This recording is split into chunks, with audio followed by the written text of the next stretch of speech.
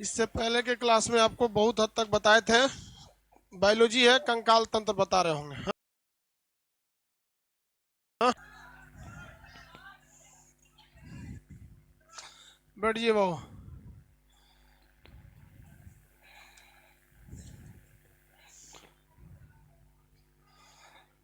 Test discussion.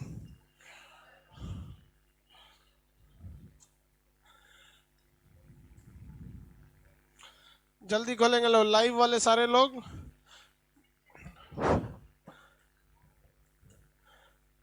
Test discussion करा देते हैं, उसके बाद कंकाल तंत्र पढ़ाना है।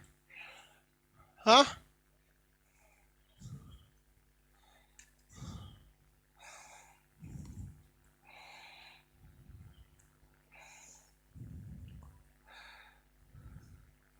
जीवन की मूलभूत इकाई कौन सी है भाई? लाइव में जितने लोग हैं आप लोग जल्दी जल्दी क्वेश्चन खोलेंगे। जीवन की मूलभूत इकाई। पीछे आवाज जा रहा है कि नहीं? पीछे का आवाज गड़बड़ का है जी। ठीक है, आप हल्ला नहीं करेंगे पीछे वाले। अगला देखिए, जीवन की मूलभूत इकाई कोशिका होती है। और कोशिका की मूलभूत इकाई केंद्रक नहीं होता। जीव द्रव। केंद्रक नहीं होगा, क्या होगा? जीव द्रव। जीव द्रव ना होता है। कोशिका में सबसे मुख्य अंग कौन सा होता है? जीव द्रव्य होता है।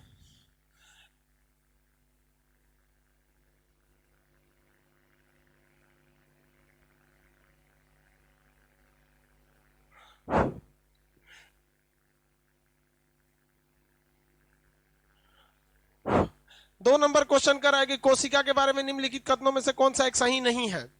ठीक है, सही नहीं है। कोशिका के आकार में अमाप विशिष्ट कार्य से संबंधित होता है। सही है। देखिए, विशिष्ट कार्य मतलब स्पेसिफिक काम, अलग अलग काम के लिए कोशिकाओं के आकार भी अलग अलग हो सकते हैं, होते ही हैं। सबसे लंबी कोशिका ब्रेन की, ओवम की सबसे बड़ी, स्पर्म की सबसे छोटी, हेपेटिक कोशिका यानी लीवर में बहुत तेजी से विभाजन, तरल संवहनी उत्तक यानी तरल कोशिका में पाई जाएंगी आपकी हड्डियों में। तो अलग अलग कार्य के लिए अलग अलग आकार हो सकता है। सही बात है ये। दूसरा नंबर कह रहा है कि कुछ कोशिकाओं में बदलते आकार होते हैं। जिस जिस कोशिका में कोशिका विभाजन होगा वो क्या करेगा? चेंज कर लेगा। ये भी सही है। प्रत्येक कोशिका के निष्पादन की अपनी क्षमता होती है। ये भी सही है। हर कोशिका की क्या होती है? अपनी एक क्षमता होती है। जैसे आप देखेंगे, शुगर होने के बाद उतना विभाजन नहीं होता है। लीवर में कोशिका विभाजन तेजी से हो जाता है। ब्रेन में कोशिका विभाजन होता ही नहीं है। तो क्या हर कोशिका की क्षमता एक जैसी होती है? सबकी अलग अलग होती है। आप में से भी क्लास में क्या सबकी क्षमता एक जैसी है? नहीं है। सभी देह कोशिकाओं में एक ही प्रकार की कोशिका होती है। मतलब जितने शरीर में एक के प्रकार की कोशिका है, एक के प्रकार की कोशिका रहती तो हम लोग का शरीर एक के टाइप का हो जाता है, केचुआ टाइप का। अलग अलग अंग है। आंख अलग टाइप की कोशिका से, हड्डी अलग टाइप की है, मांसपेशी अलग टाइप की है, चमड़ा अलग टाइप का, अलग अलग कोशिकाओं से। ऑप्शन नंबर कौन सा गलत है? डी। 3 नंबर, इनमें से कौन सी कोशिका पादप में पाई जाती है किंतु जंतु में नहीं? क्लोरोप्लास्ट। क्लोरोप्लास्ट केवल पादप में पाया जाता है। अगला, कोशिका के जीव अंश जीव द्रव्य कहा जाता है। किससे बना होता है भाई? बताइए, साइटोप्लाज्म किससे बना है? जो प्रोटोप्लाज्म है दो तरह से बना रहेगा।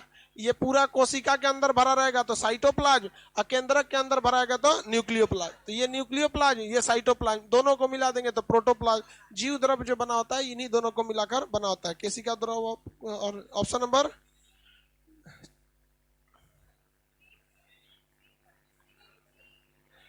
देखो भाई, कोशिका का मतलब प्रोटोप्लाज्म कहा जाता है किससे बना होता है? तो सी और डी में दिक्कत है। सी में कर रहा है कोशिका द्रव और केंद्रिका द्रव, ये सही है। डी क्या कर रहा है? केशिका द्रव, केंद्रिका द्रव और अन्य कोशिकांग। नहीं, सी। सी मुख्य रूप से सी है। अच्छा, 80% से अधिक कोशिकांग जल। निम्नलिखित में से किस कोशिका में केंद्रक नहीं होता है? आरबीसी। आरबीसी, हालांकि आरबीसी के बारे में डिटेल से पढ़ाएंगे आपको जब ब्लड पढ़ाएंगे तब। उसमें केंद्रक नहीं पाया जाता। और एक और चीज नहीं पाया जाता है, लाइसोसोम नहीं पाया जाता। आरबीसी में लाइसोसोम और केंद्रक नहीं पाया जाता है। 7 नंबर, इनमें से कौन सी कोशिका को आत्महत्या की थैली? लाइसोसोम। 8 नंबर, कोशिका अंगों में कौन सा एक अर्ध पारगम्य होता है? कोशिका झिल्ली। अर्ध पारगम्य का मतलब क्या होता है? सेमी परमेएबल मेम्ब्रेन, सीबीएसई वाला अर्ध पारगम्य को सेमी परमेएबल मेम्ब्रेन कहता है। अर्ध पारगम्य का मतलब होता है कि सारी चीजों को वो जाने नहीं देगा, कुछ खास चीजों को जाने देगा, अदरवाइज को जाने नहीं देगा। और ये ले आने ले जाने का ट्रैफिक मैनेजमेंट कौन करेगा? Golgi body. ट्रैफिक मैनेजमेंट का काम कौन करेगा? गोल्जी बॉडी करेगा। किसी को कोई दिक्कत नहीं? ऑप्शन नंबर इसमें कौन सा होगा? ए। कोशिका झिल्ली क्या सारी चीजों को बाहर जाने देगा? माइटोकांड्रिया कहेगा कि हमको भी बाहर जाने दे, जाएगा नहीं, लेकिन उसके द्वारा बनाया गया एटीपी या ऊर्जा को बाहर जाने देगा? जाने दे देगा उसको। कौन ले जाएगा? गोल्जी। अगला कितना नंबर क्वेश्चन होगा? 9 नंबर। निम्नलिखित में से किसे पावर प्लांट कहते हैं? माइटोकांड्रिया। 10 नंबर कोशिका के अध्ययन, साइटोलॉजी। 11 नंबर निम्नलिखित में से कौन सा साइटोप्लाज्मिक ऑर्गन को यूकैरियोटिक कोशिका के भीतर प्रोकैरियोट कहते हैं? इसका 2 ठो आंसर होगा। देखिए बाबू, प्रोकैरियोटिक जो चीजें हैं वो आपको भी पता है कि प्रोकैरियोटिक ऐसी चीजें होती हैं जो स्वतंत्र रूप से काम करती हैं। ऐसी कोशिका प्रोकैरियोटिक होती है जो स्वतंत्र रूप से काम करती है। इसके खुद के 2-4 अंग ही होते हैं, ज्यादा अंग नहीं होते हैं। जबकि यूकैरियोटिक को देखेंगे तो यूकैरियोटिक बड़ी होती है, इसके अंदर कई अंग होते हैं, mitochondria, Golgi body, endoplasmic reticulum, vacuole, centrosome, lysosome, nucleus, ये दुनिया भर के चीज इसमें होते हैं। कह रहा है कि ये जो कोशिका है ये है आपकी यूकैरियोटिक। कैसी है? यूकैरियोटिक। इस यूकैरियोटिक के अंदर कह रहा है कि वो कौन सा ऐसा अंग है जो यूकैरियोटिक में है लेकिन वो काम करता है प्रोकैरियोटिक की तरह। किसके तरह काम करेगा? प्रोकैरियोटिक। मतलब प्रोकैरियोटिक कहने का सेंस इसके अंदर एक ऐसा अंग चाहिए जिसका खुद के पास छोटे छोटे 2-4 ठो उसके अंदर भी अंग हो। जैसे माइटोकांड्रिया, आंतरिक दीवारें क्रिस्टी, स्वतंत्र रूप से काम कर देता है, ऑक्सीजन लेता है, क्या बना देता है? ऊर्जा बना देता है। बाकी सबसे कोई खास काम रहता है? नहीं रहता है। तो माइटोकांड्रिया ऐसा ही एक और काम करता है। आप बताइए, ऐसा एक और काम करता है? एंडोप्लाज्मिक रेटिकुलम नहीं करता। वो तो भले आप कहेंगे प्रोटीन बनाने का तो राइबोसोम करेगा, लेकिन उसकी भी खराबी है राइबोसोम की। विदाउट ईआर पे वो रहेगा ही नहीं। जब तक ईआर रहेगा तब तक ये। एक और होता है प्लास्टिड, याद कीजिए। प्लास्टिड अपना भोजन बना लेता है, स्टोर कर लेता है, रंग उसका चेंज कर देता है। प्लास्टिड के कितने अंग? 3। कौन कौन? क्लोरोप्लास्ट, ल्यूकोप्लास्ट और क्रोमोप्लास्ट, ये अंग थे। तो यूकैरियोटिक कोशिका के अंदर 2-2 ऐसे अंग देखने को मिलते हैं जो उसके अंदर ही रहकर एक स्वतंत्र मतलब अंग की तरह काम करते हैं। लेकिन ये इतने स्वतंत्र नहीं रहते हैं कि ये खुद की कोशिका बना सके, क्योंकि इनके अंदर जो अंग होते हैं बहुत कम होते हैं जैसे प्रोकैरियोटिक के अंदर होते हैं। तो आपको अगर आंसर रहेगा तो 2-2 लगा सकते हैं हम लोग। समझ में आया कि नहीं गया? कौन कौन सा? माइटोकांड्रिया और प्लास्टिड। अब एक्चुअली क्या है कि प्लास्टिड जब भी देगा तो प्लांट सेल में रहेगा और इसमें एनिमल सेल है, तो आप इसमें माइटोकांड्रिया प्लस प्लास्टिड लिख दीजिए। माइटोकांड्रिया प्लस प्लास्टिड हो गया। आगे बढ़े, किसी कोई दिक्कत? 12 नंबर। इस क्वेश्चन को अच्छे से याद रखिएगा जी। कल ज्योग्राफी शुरू है। कितना तारीख हो गया? बड़ी, आज 10 है, कल 11 है ज्योग्राफी। बड़ी जल्दी दिन खत्म, 2021 खत्म। बताइए,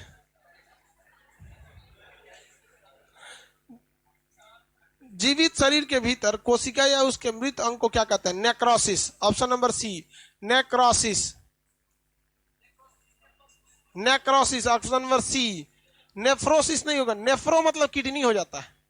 नेफ्रो मतलब क्या हो जाता है? किडनी हो जाता है। ऑप्शन नंबर सी, कैट वाला सी। अगला, इनमें से सही बताइए। डीएनए अधिकांश जीवों में आनुवांशिक संग्रह होता है, सही है कि गलत है? सही है। ज्यादातर में डीएनए होता है, कुछ कुछ ससुरन में आरएनए होता है। जो आरएनए होता है उसमें रेप्लिकेशन बहुत तेजी से होता है। बिगर आरएनए अधिकांश वायरस और बैक्टीरिया में अनुषंगिक। देखिए आरएनए जो होता है ना, अधिकांश वायरस में होता है, अधिकांश बैक्टीरिया में नहीं। अधिकांश किस में होता है? वायरस में। तो ऑप्शन नंबर ए सही। सी देखिए, डीएनए सभी विषाणु में, विषाणु मतलब वायरस में नहीं। ऑप्शन नंबर कौन सही होगा? ए। आरएनए ज्यादातर किस में होता है? वायरस में। इसमें होता है वायरस। यह वायरस से एक और चीज याद रखिएगा, हालांकि वायरस पढ़ाएंगे तो बताएंगे। वायरस एक ऐसा जीव होता है जिसको जो कोशिका के सिद्धांत पर काम नहीं करता है। कहेगा कि हर चीज स्लाइडेन इंसान के अनुसार कोशिका विभाजन से बनी है। कौन सा ऐसा चीज है जो कोशिका सिद्धांत को फॉलो नहीं करता है? वायरस। उसको कोशिका सिद्धांत से कोई मतलब नहीं रहता है। वायरस यूकैरियोटिक होता है कि प्रोकैरियोटिक? नोट करके आपको इसको लिखना होगा। देखिए भैया, दो टाइप के, एक हो गया आपका यूकैरियोटिक, एक हो जाएगा प्रोकैरियोटिक। वायरस जो होता है एकैरियोटिक होता है। वायरस क्या होता है? एकैरियोटिक। वायरस ना ससुरा यूकैरियोटिक है ना प्रोकैरियोटिक है, वो एकैरियोटिक है। मतलब ना वो सजीव है ना निर्जीव है, वो सजीव और निर्जीव के बीच की कड़ी है। ना वो यूकैरियोटिक है ना वो प्रोकैरियोटिक है, वो एकैरियोटिक है। मतलब वो मरा हुआ रहेगा, लेकिन जैसे आपके शरीर में आ जाएगा एक्टिव हो जाएगा। क्या हो जाएगा? एक्टिव। वायरस आप समझिए एक तरह से, जैसे कैसे बताएं हम आपको, एक तरह से मिर्चा का पाउडर देखें, मिर्चा पीस दीजिए, पाउडर मरल रहेगा ना। ऐसे मिर्चा का पाउडर कहीं है तो क्या सजीव है? नहीं है, पाउडर बना दिए। लेकिन आपके आंख में जाएगा तो सजीव की तरह काम करेगा, तांडव मचाएगा कि नहीं? वैसे जैसे जहर है, जहर जहर तो निर्जीव की तरह रहता है। फांक लेंगे एक कटोरा जहर तो क्या होगा? काम कर देगा। बस वैसे ही वायरस है, कहीं पड़ा रहेगा तो कोई दिक्कत नहीं, लेकिन जहां आपके शरीर में गया तो तांडव मचा देगा। तो आपका मेटेरियल है ना, अरे मेटेरियल है जीवाणु वाला, उसी में लिख दीजिए वायरस कोशिका सिद्धांत का पालन नहीं करता। लिखा हुआ है सबसे लास्ट में, लिखा ना, उसी में लिख लीजिएगा। यह सजीव तथा निर्जीव के बीच की कड़ी है। सबसे लास्ट टॉपिक होगा आपका, मटेरियल में ऑलरेडी लिखा होगा।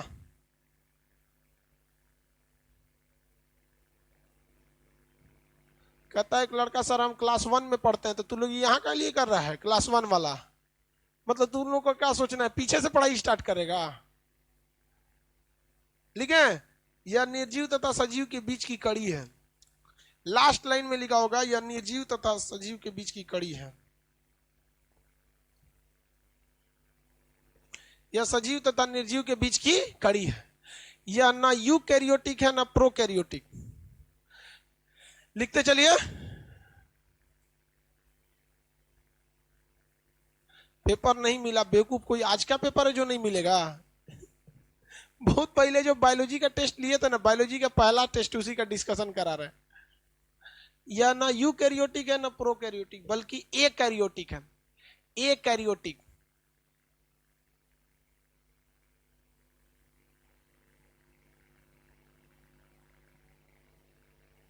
अकोशिकीय, अलग से लिखिए, इसे अकोशिकीय कहते हैं। इसे अकोशिकीय कहते हैं। इसे क्या कहेंगे? अकोशिकीय कहेंगे। हो गया? बन हो गया होगा, आगे बढ़ते हैं। सभी 13 में इनका कहना है कि डी भी तो सही हो सकता है कि आरएनए सभी वायरस में अनुवांशिक होता है, सभी में नहीं होता है। 90% में आरएनए होता है, सभी में नहीं। अगला, किसी कोशिका में मौजूद सबसे बड़ी कोशिका अंग। देखो भाई,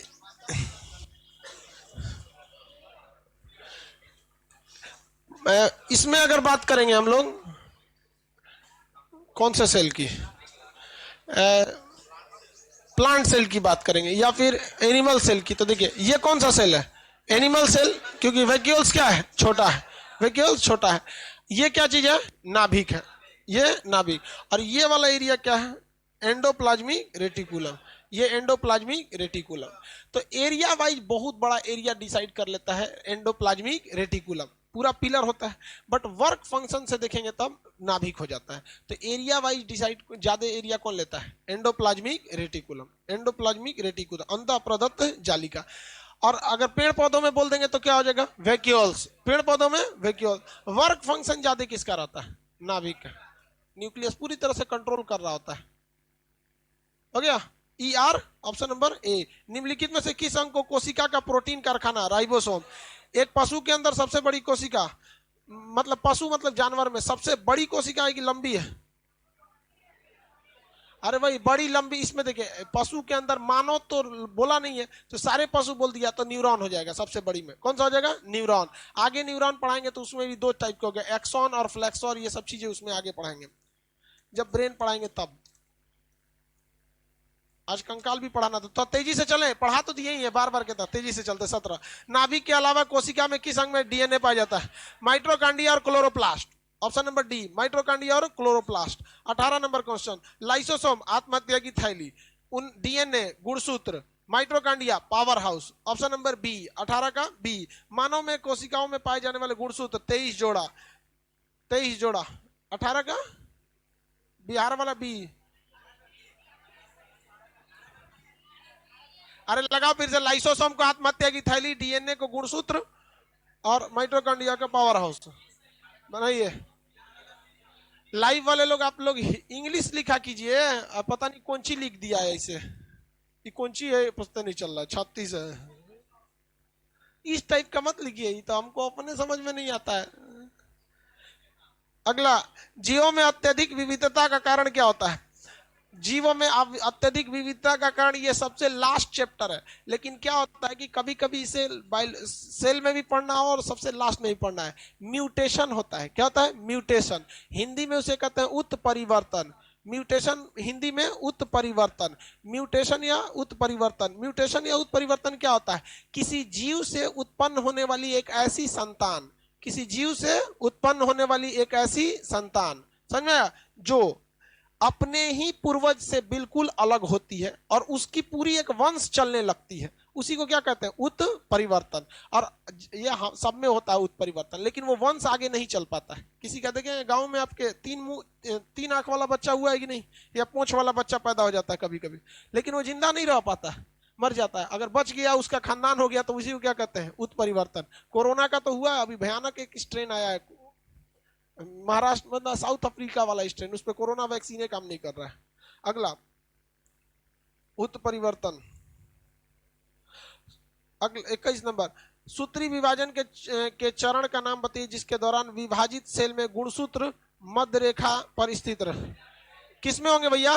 मेटाफेज। किसमें होंगे? मेटाफेज। बताए थे कि नहीं बताए थे? ये चिल्ला चिल्ला के बताए। मेटाफेज में होते हैं गुणसूत्र मध्य अवस्था में चले। प्लाज्मा झिल्ली बनी होती है। प्रोटीन और फास्फोलिपिड, प्रोटीन और फास्फोलिपिड दोनों से हो सकता है, प्रोटीन या फास्फोलिपिड दोनों की हो सकती है। लिपिड लिखा होगा। कोशिका शब्द का सर्वप्रथम रॉबर्ट हुक, रॉबर्ट हुक। अगला, जीव द्रव्य से सूखे हुए भाग में पाए जाने वाले सर्वाधिक तत्व कौन सा होता है? प्रोटीन। जीव द्रव्य में जो खाली सूखा भाग रहता है उसमें प्रोटीन है। तारक काय यानी सेंट्रोसोम किसने किया? बोबरी, बोबरी ने, बोबरी। सर्वप्रथम जंतु कोशिका में राइबोसोम किसने देखा? Palade, G E Palade. Option number C. तेजी से बढ़ते हैं बहु। माइटोकॉन्ड्रिया में कितने आवरण होते हैं? बाहरी आवरण और आंतरिक आवरण, 2। Option number C. अगला, manager of traffic signal, Golgi body, C. कोशिका का ऊर्जा गृह कहने वाले माइटोकॉन्ड्रिया।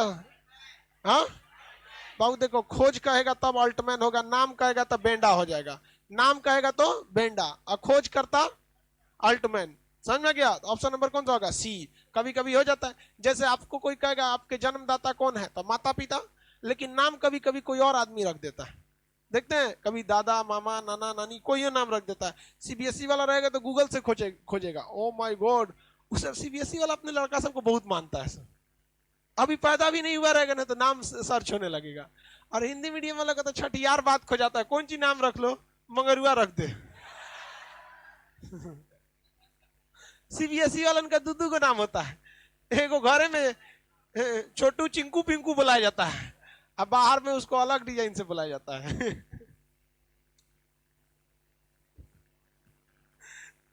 ऑप्शन नंबर कौन सा होगा? सी। कहता हमारा दू नाम, हमारे एगो नाम तो तोरा पता ना, दू गो नाम बोलता है। ये सब सीबीएसई वाला करता है, सब बर्थडे मनाएगा सब। देखते हैं, हिंदी मीडियम वाला बर्थडे मनाता है, केकवा काट के खा जाता है, और सीबीएसई वाला को लेके पोत देता है। नहीं लो ले बोलो। हाँ? अगला क्वेश्चन कितना नंबर है? 30 नंबर। गुणसूत्र में पाए जाने वाले जीव अनुवांशिक पदार्थ को क्या कहा जाता है? अनुवांशिक पदार्थ जो होता है, देखो भाई, जीनोम अगर बोलेंगे ना तो उसमें जीन, डीएनए दोनों सब चलाएगा, तो सीधे क्या बोल दिए? जीनोम। क्या बोल देंगे? जीनोम। उसमें दोनों इंक्लूड हो जाएगा। कोशिका का रसोई गृह, भाई साहब, कोशिका का रसोई गृह क्लोरोप्लास्ट। लेकिन आप माइटोकॉन्ड्रिया नहीं मार सकते, क्योंकि माइटोकॉन्ड्रिया ऊर्जा बनाता है, ऊर्जा गृह है और रसोई गृह नहीं है। Option number D, D D. इनमें से सबसे छोटी कोशिका माइकोप्लाज्म। यदि माइटोकॉन्ड्रिया काम करना बंद कर दे तो कोशिका में कौन सा भोजन का ऑक्सीकरण नहीं होगा। ऑक्सीकरण का मतलब होता है किसी चीज को तोड़ फोड़ कर आगे बढ़ाना। जैसे सोना का ऑक्सीकरण होगा तो उसमें जंग लगने लगता है, लोहे का ऑक्सीकरण होगा तो जंग लगने लगता है। ऑक्सीकरण का मतलब होता है किसी चीज को खराब करके तूर फूर देना। तो आप खाना खाते हैं तो पचता है, तो कौन सी क्रिया है? ऑक्सीकरण। किसी भी चीज का ऑक्सीकरण होगा मतलब उसको समझिए कूच कांच के थूर थार के रद्द कर देगा। आप गहना खरीदिएगा तो उसमें भी ऑक्सीकरण होता है ऑक्सीजन की उपस्थिति में। इसलिए आप देखिएगा सोनार की दुकान पे जाइएगा, सोना की हम बात अगर छोड़ दें तो वो चांदी भी देगा, नकली सोना देगा, पीतल का भी देगा, कोई कोई गहने देगा, तो देखिएगा उसके यहाँ एकदम चमचमाते रहता है। और आप घरे ले आते हैं ना महिला सब, तो उसके बाद चमचमाना ही बंद हो जाता है, अजीब खौरा जाता है। ऐसा क्यों होता है? क्योंकि उसको साइंस पता है। वो कोई भी गहना निकालेगा तो एक बॉक्स में एक ही टाइप का गहना रखेगा। चांदी का डिब्बा उसका अलग होगा, ऐसा नहीं है बक्सा खोला में चांदी है, वही में सब वही में से निकाल, नहीं, चांदी वाला अलग, सोना वाला अलग, नकली सोना वाला अलग, मोती वाला अलग रहता है। और उसको शीशा से ढक के रखता है। पहले तो वो शीशा में रहेगा, उसके बाद एक बक्सा रख ले रहता है, ऐसे ही चपटा टाइप का रहता है, खोलता है, आराम से दिखाता है। देखिए देखिए, पसंद कीजिए इसे। शादी ब्याह का मौसम अब आ रहा है, खरीदारी लोग बहुत करेंगे। तो वो ऑक्सीजन के संपर्क में रोक देता है। ऑक्सीजन के संपर्क में क्या करता है? रोक देता है। बस तब तक ऑक्सीजन का संपर्क जब तक दिखा रहा है, उसके बंद करके रोक देता है, तो ऑक्सीकरण नहीं हो पाता है। और हम लोग क्या करते हैं अपने यहाँ, सबसे बड़ा महिला सब क्या करती है, जब सजेगी सब तो 2 घंटा में, अरे 3 घंटा, मैं 2-3 घंटा में, सुनिए ध्यान से, उसके बाद महिला अपना गाना खुदे खराब कर लेती है। कैसे? अरे उसमें तो खूब, उसे तो लगता है जैसे बुलेट प्रूफ बन रही है अपने आप को, दुनिया भर का लटकन झटकन लटका लेगी, पूरा शादी ब्याह में झमक जाएगी, और अपने इतना ना लाद लेगी कि अपने थक जाएगी। अगर शादी ब्याह खत्म होगा तो एगो कटोरा चाहे थैली रख ले रहेगी, वही में नोच के आई आई गाल में नहीं, सब एक्के में रख देगी, और उसको 2-3 दिन बाद सही हार के अस्थिर रखेगी, लेकिन 2-3 दिन तक एक्के में मोड़ के रख देगी जाए यहाँ पे। अब इसका ऑक्सीजन उसमें उसमें इसमें इसमें सारा ऑक्सीकरण हो रहा है, चांदी जो हो जाएगा अजीब टाइप का हो जाएगा। अब क्या करेगी? अब अपने पति को पकड़ेगी, उसको खाना देगी, कहेगी सुन रहे हैं जी, हाई वाला छगलवा पुरान हो गया, दूसर दिला दीजिए। पुरान हो गया वहां। आप लोग की पत्नी अगर ऐसा करे, कुछ नहीं करना है आपको, कोलगेट जो ब्रश आता है ना, कोलगेट, उस कोलगेट को लेना है और उस पे सूखे मतलब हल्का सा पानी में, बस नॉर्मल, उसको रगड़ के पायल ओगल को उसी कोलगेट में छोड़ देना है 10 मिनट तक, और उसका ब्रश निकाल के, जिससे दांत कैसे साफ करते हैं वैसे साफ करके पोंछ दीजिए, एकदम नया हो जाता है, काम खत्म। पेस्ट से नहीं, कोलगेट से, समझ में? सोचिए आप लोग हम कितना पैसा बचाते हैं। देखो भाई, ये वास्तविकता है कि महिलाएं जो है ना, सोना को ज्यादा प्रेम करती हैं, सेकंड नंबर पति का आता है। अगला देखिए, प्रोकैरियोटिक और यूकैरियोटिक में मुख्य अंतर क्या होता है? देखिए भाई, क्या अंतर होता है? कर है कोशिका कला अनुपस्थित। कोशिका कला मतलब होता है बाहरी झिल्ली। क्या कोशिका के बाहर दोनों में झिल्ली नहीं होता है? भैया होगा ना, तो बह जाएगा सब अंदर का, इसका अंगे इधर उधर होता है। राइबोसोम उपस्थित, भाई दोनों में होता है, बस अंतर ये कि एक 78 है, एक 80 है सब। हाँ? और सी कह रहा केंद्रक कला अनुपस्थित। केंद्रक कला अनुपस्थित, ये भैया केंद्रक कला अनुपस्थित कैसे रहेगा? उपस्थित रहना चाहिए। अब भाई दोनों केंद्रक के बाहर भी क्या रहना चाहिए? कला क्या रहनी चाहिए? उपस्थित रहना चाहिए। इसमें क्या लिखा है? अनुपस्थित। Option number C. अगला कह रहा है डबल हेलिक्स डीएनए मॉडल किसने दिया? Watson and Crick. ये वाटसन एंड क्रिक, इस मॉडल को बी डीएनए भी कहा गया। क्या डीएनए? B type. कौन सा टाइप? बी टाइप, बीआर वाला बी। तो वाटसन एंड क्रिक ने किया। ह्यूरोज डी ब्रिज वगैरह ये लोग उत्परिवर्तन वगैरह का सिद्धांत, आगे बढ़ेंगे इस सब में देखेंगे। तो अगला क्वेश्चन क्या है? जीव विज्ञान शब्द का प्रयोग सर्वप्रथम, जीव विज्ञान जो था वो शब्द जो दिया था वो लैमार्क ने, लैमार्क ट्रेवेनियस ने। अब पिता किसे कहा जाता है? अरस्तु को। Option number B. देखो भाई, अलग अलग होते हैं सब, पिता अलग हो जाते हैं और नामकरण अलग हो जाता है। ऑप्शन नंबर बी हो जाएगा, अरस्तु नहीं। एटीपी का निर्माण माइटोकॉन्ड्रिया, एटीपी का निर्माण 38। इनमें से कौन सा पदार्थ आरएनए डीएनए दोनों में पाया जाता है? एडेनिन, थाइमिन, साइटोसिन, एटीजीसी, यही ना होता है भाई। ये तो तीनों, ये तो पाया जाता है, बस चेंज क्या होता है? थाइमिन। इसके जगह पे क्या आ जाता है? यूरेसिल। तो बस यही चेंज होते हैं, एडेनिन ग्वानिन साइटोसिन तो वही रहते हैं, तो इसमें एडेनिन हो जाएगा। ऑप्शन नंबर कौन सा हो जाएगा? ए। अगला, ट्रैफिक पुलिस गोल्जी का है, यानी गोल्जी बॉडी। कोशिका झिल्ली का मुख्य फंक्शन क्या होता है? कोशिका झिल्ली बताइए, इधर देखिए मेरी ओर। कोशिका के बाहर जो ये झिल्ली लगी होती है प्रोटीन या फास्फोलिपिड की, ये पूरी तरह पारगम में होती है कि अर्ध पारगम? सेमी परमुएबल होती है, सारी चीजों को जाने नहीं देती है। ये यही डिसाइड करती है कि इसमें से कौन सा चीज जाएगा और कौन सा चीज आएगा। तो जाने आने की मात्रा को ये क्या करती है? नियंत्रित करती है। ऑप्शन नंबर कौन सा होगा? सी। कोशिका कोष में अंदर बाहर जाने वाला। डीएनए की श्रृंखला बंधी होती है हाइड्रोजन बॉन्ड से। ये बॉन्ड एटीजीसी के बीच जो बॉन्ड होता है, देखिए ये डबल बॉन्ड जरूर है, ये ट्रिपल बॉन्ड जरूर है, लेकिन है कौन सा? हाइड्रोजन। ऑप्शन नंबर कौन सा होगा? दिल्ली वाला डी। ग्वानिन और साइटोसिन के बीच में, ग्वानिन और साइटोसिन के बीच में 3 ट्रिपल बॉन्ड, ग्वानिन और साइटोसिन के बीच ट्रिपल बॉन्ड। एटीजीसी याद रखेंगे आप लोग। अगला कितना, कहां गया जी? 43। जंपिंग जीन की खोज किसने किया था? भाई मैकक्लिंटॉक ने किया था। ये जीन चैप्टर जब जेनेटिक्स चैप्टर पढ़ाएंगे ना, तो उसमें इस चीज की चर्चा कर देंगे, अभी इसमें रहने दीजिए इसको, ठीक है? वो चैप्टर जेनेटिक्स का है, बट क्या होता है कि जेनेटिक्स मतलब कोशिका से ही जुड़ा रहता है, डीएनए का ही चीज होता है, बट उसको हम लोग लास्ट में चर्चा करेंगे जेनेटिक्स में। आगे देखिए, बोर्ड पर सॉल्व कीजिए, लिख देखो भाई, बोर्ड पर सॉल्व करेंगे, टाइम ना लग जाएगा भाई, इतना पढ़ाए हैं, फिर एक को क्वेश्चन डिस्कशन करेंगे, पता चला 20 गो टेस्ट होगा पूरे कोर्स में, तो 20 दिन तो तोरा कोर्स लेके चल, टेस्टे लेके चल जाएगा, 1 महीना। 44 नंबर है भैया। राइबोसोम प्रोटीन तथा किसका बना रहा है भैया? आरआरएनए प्रोटीन, आरआरएनए, आरआरएनए का होगा तभी ना राइबोसोम प्रोटीन बनाएगा। आर से क्या होता है? राइबोसोम, आरएनए ये हो गया राइबोसोम। राइबोसोम प्रोटीन तथा आरआरएनए के बने होते हैं। इसको क्या हुआ जी? पेट दर्द कर रहा है, चक्कर भी आ रहा है, मतली मतली भी हो रहा है, मुबारक हो।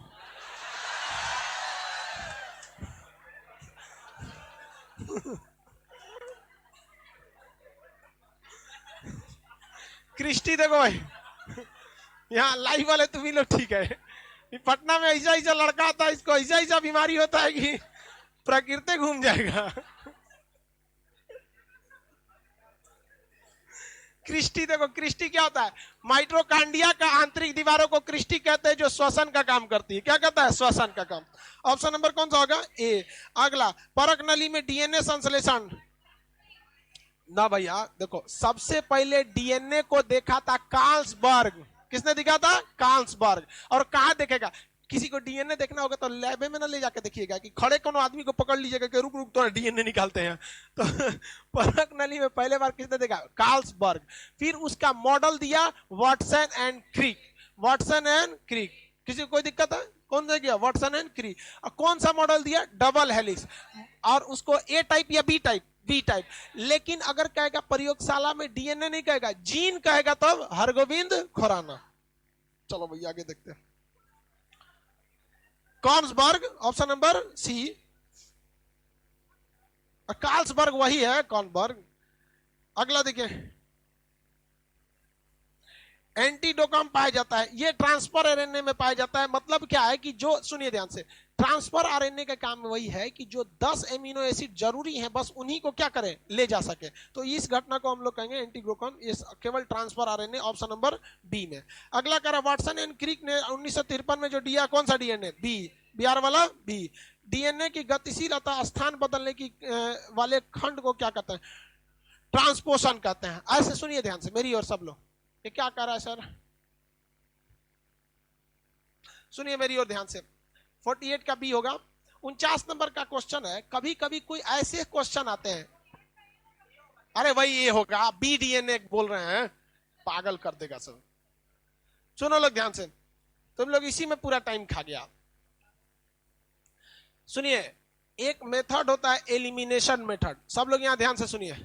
एलिमिनेशन मेथड जो होता है, उस मेथड के तहत क्वेश्चन सॉल्व करने का तरीका है कि भाई हमको चारों ऑप्शन में पता ही नहीं है कि सही क्या है, लेकिन कभी कभी 3 को पता चल जाता है कि ये तो होगा नहीं, तो उस हिसाब से भी हम आंसर लगा सकते हैं। आप इसका 49 में देखिए, कह रहा है कि डीएनए के गतिशील तथा स्थान बदलने वाले खंड को क्या कहते हैं? ट्रांसपोशन। ये तो पढ़े ही नहीं आप। बी कह रहा है ट्रांसफेरॉन, मतलब ये ट्रांसफेरॉन, मतलब ये ट्रांसफेरॉन सब तो बायोलॉजी से मतलब उसमें नहीं है, मतलब ट्रांसफर से रिलेटेड है वहां पे। ट्रांस लीकेज, ट्रांस लिंकेज मतलब ये जब क्रॉसिंग ओवर या लिंकेज की घटना होती है समसूत्री अर्धसूत्री विभाजन में, तो उस समय में लिंकेज की जरूरत पड़ती है। तो केवल डीएनए को एक खंड का जो गतिशील या जो स्थान बदल के दूसरे जगह ले जाएंगे उसे ट्रांसपोषण कहेंगे। क्या कहेंगे? ट्रांसपोषण। अब वही हम आपको बताए थे, डीएनए से डीएनए बना दिए तो रेप्लीकेशन, डीएनए से आरएनए बना दिए तो ट्रांसक्रिप्शन, अब वापस बनाए तो रिवर्स, प्रोटीन बना दिए तो ट्रांसलेशन। ऑप्शन नंबर इसमें कौन सा हो जाएगा? ए। अगला, केंद्रक के विभाजन की क्रिया को क्या कहते हैं? भाई देखिए, साइटो मतलब तो कोशिका होता है, साइटो मतलब क्या हो जाएगा? कोशिका। तो हम इसमें साइटोकाइनेसिस तो कहेंगे नहीं, इसे क्या कहेंगे? कैरियोकाइनोसिस। ऑप्शन नंबर कौन सा होगा? बी। अगला, उत्क्रम अभिलेखन रिवर्स ट्रांसक्रिप्शन क्या होता है? आरएनए से डीएनए।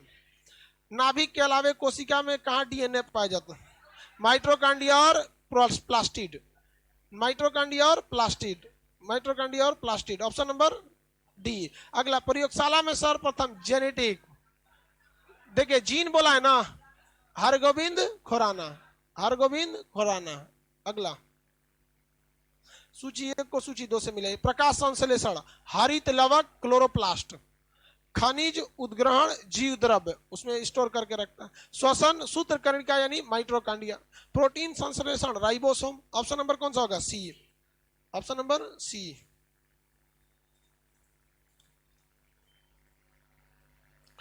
अगला क्वेश्चन, जंतु कोशिका निम्नलिखित में से कौन सा अनुपस्थित होता है? हाँ, सेल्यूलोज, सेल्यूलोज वाली कोशिका भित्ति होता ही नहीं है। सर ये 2 या 3 लाइन क्या होता है एटीजीसी में? अरे यार, कौन दुनिया से है? या तुम इधर देख भाई, कौन लड़का है पूछ रहा है, कह रहा है कि सर ये एटीजीसी जो है इसको ऐसे नहीं लिख सकते हैं एटीजीसी, इसके बीचवा में आप ये लाइन लाइन काहे दे रहे हैं? अरे यार, कौन विचित्र प्राणी है? ये हाइड्रोजन बॉन्ड है, इनके बीच में डबल बॉन्ड होता है, इनके बीच में ट्रिपल बॉन्ड होता है। आपको इजीली एग्जाम में आ सके, याद हो सके, इसलिए हम इसको बता दिए हैं। ये दोनों को हम कहते हैं पायरीन, ऐसे क्या कहते हैं? पायरिडीमीन। एडेनिन जुड़ा होता है थाइमिन से, हाइड्रोजन बॉन्ड कितने hydrogen bond? Double hydrogen bond से।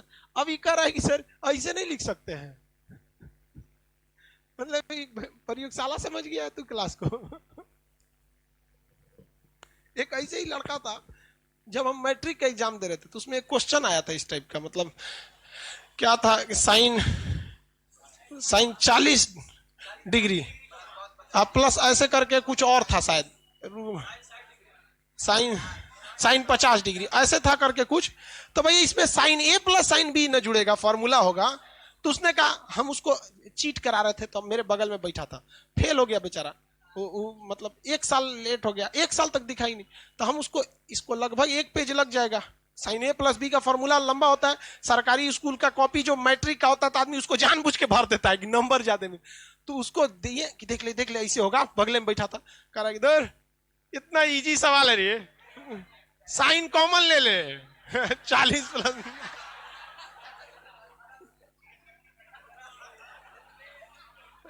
ला दिया आंसर। कहा कि तुम हमसे क्या कर रहा है पता है, हम तुमको बहुत होशियार समझते थे भाई, इतना छोटा सवाल के तू इतना बड़ा कर रहा है। फेल हो गया वो लड़का। फेल नहीं हुआ, उसको एग्जाम देने नहीं दिया गया 11th का। हम लोग 10th साथ पास किए थे, बट अचानक वो 1 साल बाद मिला, जब हम 12th में थे तो वो 11th में था। हम कहे भाई फेल हो गया था का? कहा ना फेल नहीं हुए थे, मैट्रिक जब पास किए ना तो मोहल्ला में एगो लड़की थी लेके भाग गए उसको। 6 महीना बाद वो हमरे पे घर के दबाव में केस कर दी कि बहला फुसला के लेके चल गया। और कोर्ट भी मान लेता है ऐसे लोगों को। हाँ, जज साहब ये पूछना भूल जाते हैं महिला से कि तोर दिमाग घास चढ़ गया था, जब वो कह रहा था चलो भाग, चलो भाग, चलो। जज भी मानता है कि महिलाओं को बहलाना फुसलाना आसान होता है, उतना बुद्धि नहीं लगाती है सब। सीधी बात है, अजमल कसाब कल को कोर्ट में कहेगा कि हमको बहला फुसला के AK-47 दे के मुंबई भेज दिया, तो क्या छोड़ दिया जाएगा? नहीं छोड़ा जाएगा। लेकिन उसको क्या कर दिया जाता है? छोड़ दिया जाता है। खैर, महिला लोग का अधिकार है। कितना नंबर क्वेश्चन? 56।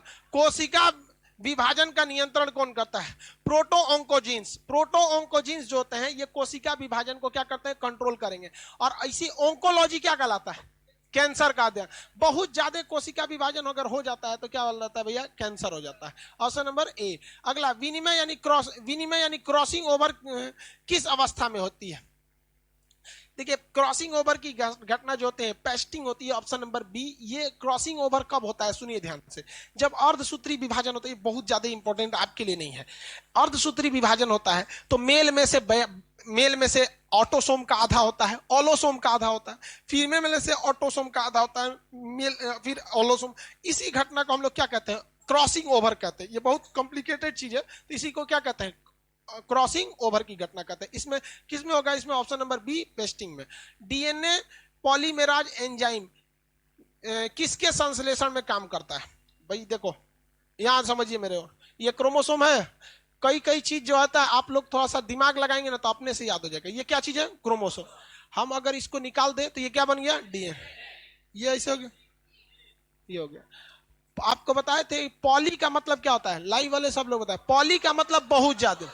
हाँ, बहुत ज्यादा। तो ये डीएनए क्या एक पॉली चेन है, पॉली न्यूक्लियोटाइड है। क्या है? न्यूक्लियोटाइड। तो अंततः हमको इसके अंदर पॉली न्यूक्लियोटाइड ही तो मिलते हैं। अंदर अंदर देखेंगे तो क्या रहता है? Poly nucleotide. ये क्या चीज है? खंड, जीन, ये डीएनए, ये क्रोमोसोम। लेकिन अंदर क्या रहेंगे? न्यूक्लियोटाइड रहेंगे। क्या रहेंगे? न्यूक्लियोटाइड। तो वही पूछ रहा है डीएनए के पॉलीमेराज एंजाइम, पॉली मतलब बहुत सारे, एंजाइम में किसका काम करता है? डीएनए से आरएनए, आरएनए से न्यूक्लियोटाइड से डीएनए। भाई न्यूक्लियोटाइड है ये। इस न्यूक्लियोटाइड को एक पास लाएंगे, सारे को एक पास ले जाके क्या बनेगा? डीएनए बनेगा। ऑप्शन नंबर सी। प्रोकैरियोटिक कोशिकाओं की संरचना में नहीं पाई जाती है। केंद्रक, कला, केंद्रिका, रिक्तिका, इस सब में कोई नहीं पाई जाती है। प्रोकैरियोटिक में केंद्रक के अंदर केंद्रक कला नहीं रहेगी। Option number D. अगला, डीएनए बहुलक यानी पॉलीमर होता है किसका? डीएनए किसका बहुलक होता है? सब लोग ध्यान से समझिए। बहुलक को इंग्लिश में कहा जाता है, लिखा है कि नहीं? पॉलीमर। सब लोग ध्यान से इधर देखिए, लाइव वाले सारे लोग। बहुलक का मतलब होता है, इंग्लिश में उसे कहते हैं पॉलीमर। जब कभी कोई छोटी छोटी चीजों को मिलाकर एक बड़ी सी चीज को बना देते हैं तो उसे हम क्या कहते हैं? पॉलीमर। और छोटका को कहते हैं मोनोमर। छोटका को क्या कहेंगे? मोनोमर। और उस छोटका से मिला के बहुत ज्यादा बना देंगे तो क्या हो जाएगा? पॉलीमर। जैसे जो दीवाल, आप दीवाल बनाएंगे ना तो ईंटा लेंगे। क्या लेंगे? ईंट। ईंटा साज देंगे तो दीवार बन जाएगा। साज दीजिए, बिना सीमेंटों का साज देंगे तो ईंटा हो गया मोनोमर। ईंटा क्या हो गया? मोनोमर। लेकिन इसको साजते जाएंगे इसे तो कई सारे मोनोमर मिलके क्या बना देते हैं? पॉलीमर। तो क्वेश्चन पूछेंगे कि दीवार किसका पॉलीमर है? ईंटा का। ईंटा का क्या है? पॉलीमर है। उसी से जैसे लड्डू बनाना है तो पहले क्या छानेंगे? बुनिया, छोट छोट बुनिया। तो बुनिया क्या हो गया? मोनोमर। और उसको लेके कितना साइज का लड्डू, ब्याह का लड्डू है तो बड़का बड़का देखेंगे दौरी में उसको, हाँ हाँ, बड़ा बड़ा। तो वो सब क्या होता है? लड्डू किसका बहुलक है? पॉलीमर, मतलब बुनिया का। उसी तरह डीएनए किसका बहुलक है? तो आप ये कह सकते हैं कि डीएनए जीन का है। लेकिन अंततः जीन फिर पूछ देगा जीन किसका बहुलक है? तो न्यूक्लियोटाइड। किसका? न्यूक्लियोटाइड। तो हम अगर कोई लड़का या कभी क्वेश्चन आ जाए कि क्या जीन, क्या डीएनए जीन का पॉलीमर है, तो मार सकते हैं कि नहीं? मार सकते। लेकिन एक्यूरेट में अच्छा कौन रहेगा? न्यूक्लियोटाइड। बताइए इसमें कौन होगा? न्यूक्लियोटाइड। इसके आगे और भी तो बताएं, न्यूक्लियोटाइड बटेगा न्यूक्लियोसाइड में, फास्फेट में, बेस में, नाइट्रोजन बेस इत्यादि में। अगला देखिए, मानव शरीर में मौजूद निम्नलिखित कोशिका में से किसमें माइटोकॉन्ड्रिया नहीं पाई जाती? आरबीसी। कौन सा हो जाएगा? आरबीसी। निम्नलिखित में से किस कोशिका का नियंत्रण केंद्रक में होता? सॉरी, निम्नलिखित में कोशिका का नियंत्रण केंद्र कौन सा होता है? केंद्रक होता है। 63, निम्नलिखित कोशिका में सूक्ष्मतम जीव कौन सी होता है? माइकोप्लाज्मा। अगला, चिकनी अंतः प्रदत्त मतलब वो कह रहा है स्मूथ राई एंडोप्लाज्मिक रेटिकुलम। मेरी ओर देखिए, किसकी बात कर रहा है वो? देखिए, ये चिकनी एंडोप्लाज्मिक रेटिकुलम यानी स्मूथ वाले की बात कर रहा है, यही ना? अंतः प्रदत्त जालिका, स्मूथ एंडोप्लाज्मिक रेटिकुलम। ये पहला एक तो कह रहा है कि सर ये कोनो का नया नया क्लास है, कह रहा है कि सर ये पढ़ाई कब थे कि टेस्ट ले रहे हैं? बिना पढ़े टेस्ट ले रहे हैं। सब महानुभाव यही पहुंचता है। कह रहा है कि अनुपूरक कार्यों में से कौन है। अनुपूरक कार्य, देखिए ध्यान से समझिए, वह काम जो आपका मेन नहीं है लेकिन अनुपूरक काम है। मेरा मेन काम क्या है? हम गाड़ी भी चला लेते हैं, तो ये मेरा क्या है? अनुपूरक काम है। आप लोग खाना बना लेते हो, तो आपका क्या है? अनुपूरक काम है। महिला लोग भी खाना बना लेती होगी, तो एक बहुत लोग का तो पूरा यही कम है। बहुत नौकरी उकरी नहीं होगा ना, तो पूरा जिंदगी ससुराल में रोटी बेलिएगा, सुबह 8 बजे बेलते रहो बेलते रहो। तो इसलिए नौकरी उकरी ले लीजिए, बहुत जिंदगी आ रहा, तो अनुपूरक हो जाए। मेरे लिए खाना बनाना अनुपूरक होगा? हमको नहीं आता है। एक बार पानी गर्म कर रहे थे, हम सोचे आधा घंटा बाद देखेंगे तो सब पानी भाग गया, सब गायब हो गया पानी। सोचा हमको खाना वाना नहीं आता है, तो मेरा वह काम जो मुख्य लोग हमें जानते हैं वो मेरा मुख्य काम है। इसके अलावे जो जानते हैं वो क्या है? पूरा काम। तो आप अपने पूरा काम में अच्छे हैं या नहीं, इससे कोई मतलब नहीं बनता है। आप अपने मुख्य काम में सही रहना चाहिए। तो कह रहा है कि इसका जो स्मूथ वाला है, इसका तो मुख्य काम है वसा बनाना। इस रफ वाले का काम क्या है? राइबोसोम की मदद से प्रोटीन बनाना। प्रोटीन कह रहा है इसका एक पूरक काम क्या है? देखिए, शरीर में अगर वसा ज्यादा रहेगा ना, तो विषैले पदार्थों को काट देता है। वसा जो रहेगा, अगर शरीर में वसा बहुत ज्यादा एक्टिव है, तो विषैले पदार्थ वसा में घुल के क्या हो जाते हैं? न्यूट्रल हो जाते हैं सब। तो इसका एक मुख्य काम क्या है? वसा का निर्माण करना। दूसरा, विषैले पदार्थों को क्या करना है? नष्ट करना। और वसा जो होती है वो ज्यादातर जाके स्टोर हो जाती है कहां पर? लीवर में। कहां हो जाती है? लीवर में। इसलिए क्वेश्चन पूछेगा कि जहर दे के मारेंगे तो किस अंग से पता चलेगा कि जहर खा के मरा था? लीवर। किससे पता चल जाएगा? लीवर। क्योंकि लीवर अगर डैमेज हो गया वहां की सेल ना, तो समझिए कि इसको जहर दे के मारा गया। तो वसा वगैरह कहां स्टोर रहती है? लीवर। और वसा बनता कहां है? Smooth endoplasmic reticulum. तो कहां का क्वेश्चन कहां से लिंक करके दिया है, समझ में आ गया कि नहीं आ गया? कौन सा एक काम है? विषैले पदार्थों का मतलब निष्क्रिय करना। राइबोसोम होते हैं, क्या होते हैं भैया? ऑप्शन नंबर 64 का कौन सा होगा? दिल्ली वाला डी, विषैले पदार्थ। अब क्या पूछ रहा भैया? राइबोसोम, ये रहा आपका राइबोसोम। तो राइबोसोम क्या होते हैं भैया? एक बात बता भैया, क्या गजब बात बोलता है सर। खान सर क्या है? तो विद्यार्थी। अरे भैया, हम तो विद्यार्थी को पढ़ाते ना हैं। तो राइबोसोम प्रोटीन थोड़े, तो प्रोटीन बना रहा है। राइबोसोम भी एक तरह का आरएनए है, जिसमें मुख्य रूप से आरएनए, अभी पूरा नाम नहीं पढ़े हैं, राइबोसोम आरएनए। राइबोसोम आरएनए भाई वो तो बनाता ना प्रोटीन है, खुदे प्रोटीन थोड़े है। ऑप्शन नंबर कौन सा होगा? बी, बिहार वाला बी। अगला क्वेश्चन, यूकैरियोटिक कोशिका में प्लाज्मा झिल्ली किसकी बनी होती है? फास्फोलिपिड। Option number A. हमारे तंत्र में अधिकतम एटीपी अणुओं का उत्पादन कौन सा होता है? एटीपी का निर्माण हमारे अणुओं में कौन करता है? क्रेब्स चक्र। कौन से, कहां पर होता है ये क्रेब्स चक्र? माइटोकॉन्ड्रिया में। क्रेब्स चक्र कहां होता है? माइटोकॉन्ड्रिया में। यह है माइटोकॉन्ड्रिया। ऐसे खुला नहीं रहता बाबू, ढका हुआ रहता है माइटोकॉन्ड्रिया। खोल के अंदर पढ़ने के लिए बताया गया है। शुक्राणु और अंडाणु का निर्माण किसमें? भाई एक बात बता, शुक्राणु और अंडाणु ये जनन में भाग लेंगे, और जनन कोशिका के समय क्या समसूत्री होता है या अर्धसूत्री? अर्धसूत्री को इंग्लिश में क्या कहते हैं? मियोसिस। क्या कहेंगे? मियोसिस। तो इसमें रखें मियोसिस। अगला, कौन सी अवस्था सबसे छोटी होती है? एनाफेज। किस अवस्था में सेंट्रोसोम विभाजित होते हैं? सेंट्रोसोम किस में विभाजित हो जाते हैं? देखो भाई, इसमें टेलोफेज में सारा काम अलग हो जाता है, जस्ट उसके पहले वाले में होगा एनोफेज में। देखो, टेलोफेज एकदम लास्ट स्टेज है, कुछ नहीं होता, बस फाइनल फिनिशिंग का काम होता है। सारा कुछ किस में हो जाता है? एनोफेज में। समसूत्री विभाजन के फलस्वरूप कितनी कोशिका बनेगी? उतना, एक से बन के कितना बटेगी? 2। Option number A. अर्धसूत्री विभाजन होता है जनन कोशिका में। क्रॉसिंग ओवर किसमें होगा? अर्धसूत्री विभाजन मियोसिस में। अर्धसूत्री विभाजन मियोसिस में। विभाजन की किस अवस्था में केंद्रक झिल्ली गायब हो जाती है? मेटाफेज में होती है। झिल्ली गायब हो जाती है, इसलिए मेटाफेज अध्ययन के लिए सबसे अच्छा माना जाता है। समसूत्री विभाजन में सूत्र कोशिकाओं में गुणसूत्रों की संख्या मातृ कोशिका में कितनी होती है? भाई बताइए, समसूत्री में क्या गुणसूत्र बढ़ते घटते हैं? नहीं। लेकिन अर्धसूत्री में आधे हो जाते हैं, तो इसमें क्या होगा? बराबर रहते हैं। क्या रहेंगे? बराबर। किसी को कोई दिक्कत? अब कल कंकाल पढ़ लेंगे हम लोग। कंकाल चैप्टर को कल कर लेंगे। आज आपका डिस्कशन हो गया। चलिए।